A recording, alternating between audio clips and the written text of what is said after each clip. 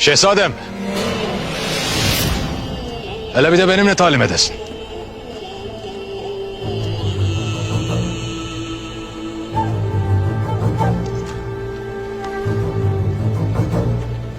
Buyurasın Konur Bey.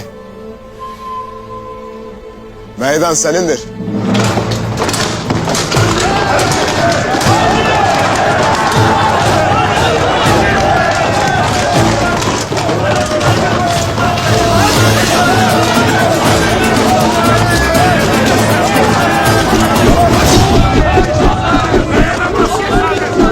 Haydi şehzadem.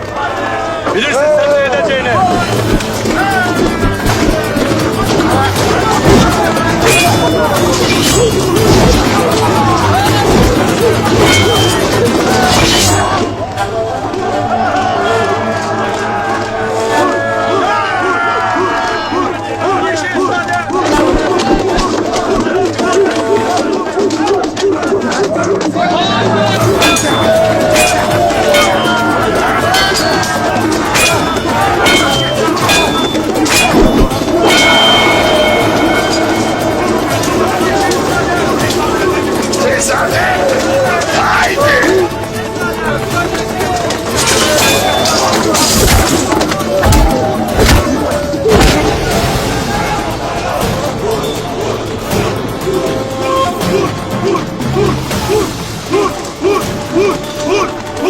Ne oldu şehzadem?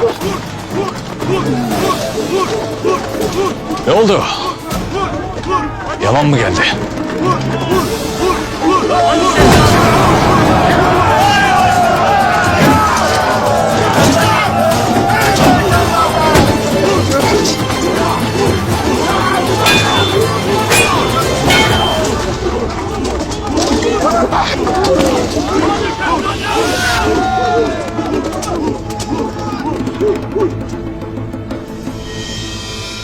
Öfkene hakim olasın.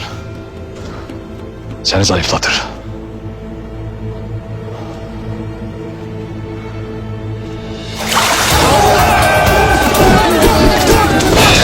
Hadi şehzadem.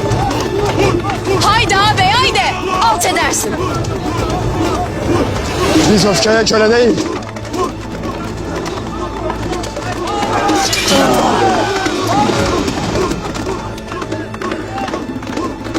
Efendiyiz. Hadi şehzadem.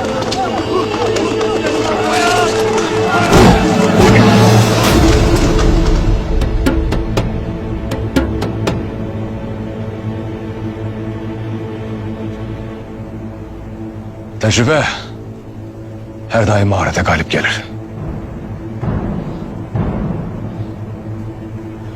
Eyvallah. Lakin tedbir her zaman tecrübeyi halt eder.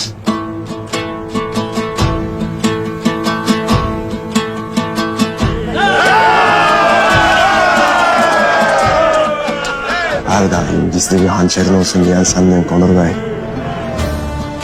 Ya.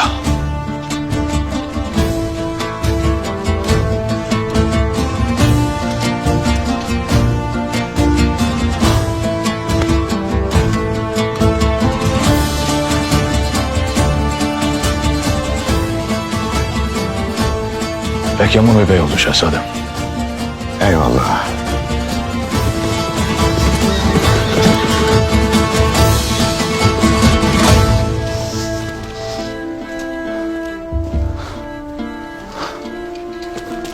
Şehzadem, Konur Bey, ordu fethe yürümek için Yenişehir'e gelmiştir.